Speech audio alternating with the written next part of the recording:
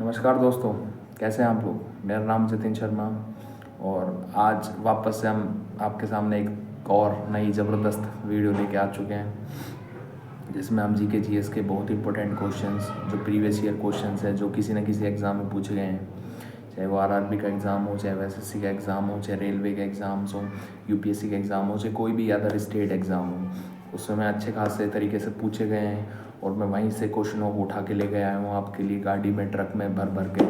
तो आज हम उन्हीं क्वेश्चनों को डिस्कस करेंगे और लगातार आप प्यार दे रहे हैं, सम्मान दे रहे हैं, वीडियोज़ को अच्छा खासा सपोर्ट दे रहे हैं, उससे मैं मोटिवेट हो के आपके सामने वीडियोज़ लेके आ रहा हूँ। तो चलिए आइए स्टार्ट करते हैं हमारी खूबसूरत जानदार शानदार इस वीडियो को, जिसमें हम बहुत सारे क्वेश्चंस आज डिस्कस करेंगे और मैं कोशिश करूँगा कि आपको अच्छे तरीके से समझा सकूँ, प्रयास कर सकूँ समझाने का।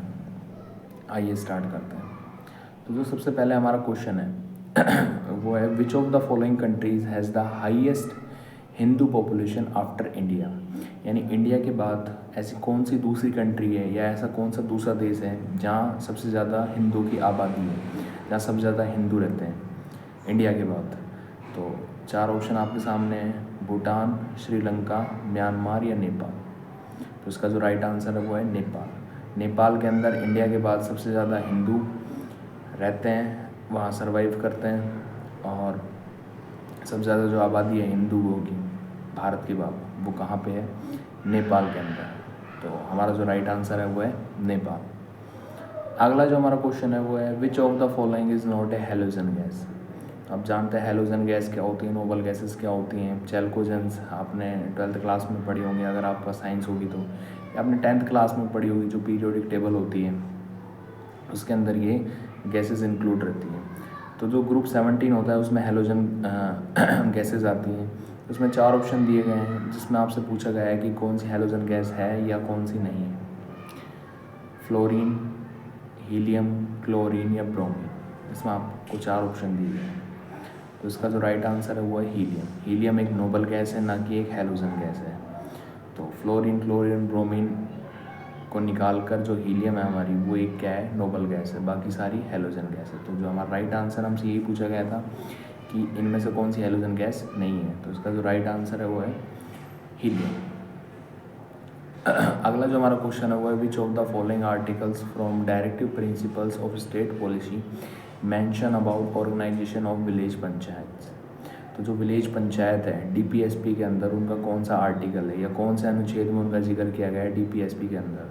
आप जानते हैं आर्टिकल 36 से आर्टिकल 51 के बीच में डीपीएसपी का जिक्र किया गया है, जहाँ पे आर्टिकल 40 के अंदर, अनुच्छेद 40 के अंदर विलेज पंचायत का जिक्र किया गया है। तो आंसर मैंने आपको पहले ही बता दिया, ऑप्शन देने की अब जरूरत है नहीं, क्योंकि आर्टिकल 38, आर्टिकल 42, आर्टिकल 40 और आर्टिकल 36। तो इसका जो राइट आंसर है वो आर्टिकल 40 है, जहाँ विलेज पंचायत का जिक्र किया गया है, ग्राम पंचायत का जिक्र किया गया है डीपीएसपी के अंदर। अगला जो हमारा क्वेश्चन है वो है, who among the following is a sarod player popularly known as sarod samrat. आपको चार ऑप्शन दिए गए हैं, पंडित किशन महाराज, पंडित रविशंकर, उस्ताद अमजद अली खान या पंडित शिव कुमार शर्मा, कि इन चारों में से सरोद सम्राट किसे कहा जाता है या सरोद कौन प्ले करता है। तो जो राइट आंसर है वो है उस्ताद अमजद अली खान साहब, जो जिन्हें सरोद सम्राट के नाम से भी जाना जाता है और जो सरोद को प्ले करना पसंद करते हैं। अगला जो हमारा क्वेश्चन है वो है, which of the following festival is celebrated in Madhya Pradesh. जो मध्य प्रदेश है वहाँ कौन सा फेस्टिवल सेलिब्रेट किया जाता है। तो इससे पहले क्वेश्चन आया था जिसमें मैंने आपसे डिस्कस किया था कि राजस्थान के अंदर पुष्कर मेला, नागौर मेला, उर्स मेला और गणगौर फेस्टिवल सेलिब्रेट किया जाता है। इससे पहले क्वेश्चन आया था कि उड़ीसा के अंदर कौन सा किया जाता है, नुआखाई फेस्टिवल सेलिब्रेट किया जाता है। अब क्वेश्चन आया है कि मध्य प्रदेश के अंदर कौन सा फेस्टिवल सेलिब्रेट किया जाता है। तो इसका जो राइट आंसर है वो आप ही बताएंगे, चार ऑप्शन मैं आपको देता हूँ या फिर मैं बताऊँगा। Thaipusam festival, Jaisalmer desert festival, Bihu festival या फिर खजुराहो डांस फेस्टिवल। तो इसका जो राइट आंसर है वो है खजुराहो डांस फेस्टिवल, जो मध्य प्रदेश में सेलिब्रेट किया जाता है। तो राइट आंसर क्या है, खजुराहो डांस फेस्टिवल।